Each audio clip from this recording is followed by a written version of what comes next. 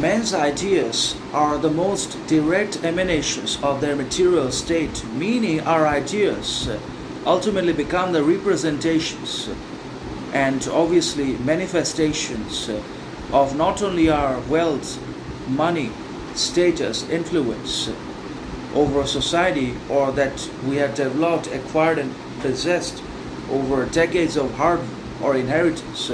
or it's simply and directly the lack of all these resources and privileges and wealth, and the presence of poverty, ignorance, unemployment, and lack or absence of education and resources, food in our lives, that ultimately determines and shapes and influences many of our radical ideas, concepts, perspectives, and outlooks upon other people and society, governance, justice, system, and everything else. So we ultimately have developed our ideas depending upon the condition and status and position upon which we are placed, and that we have been given by the outside society and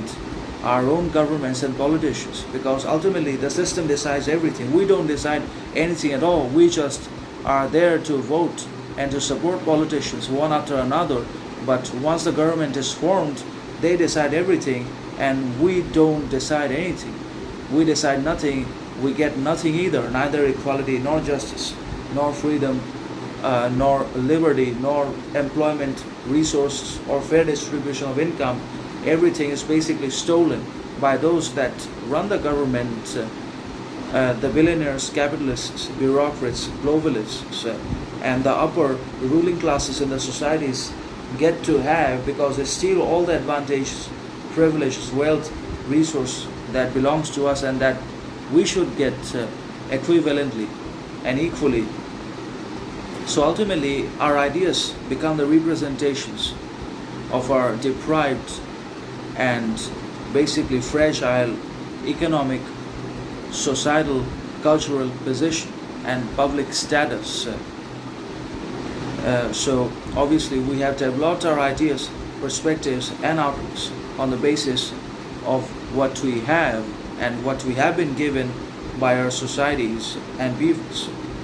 So sometimes if our ideas are radical, aggressive, critical, rational, then it's obviously because of the unavailability, lack, or absolute absence of resource, employment opportunities, education, privileges in our lives that the other people that are rich, influential, powerful easily have in their lives, or they just have access to all these because of their power, influence over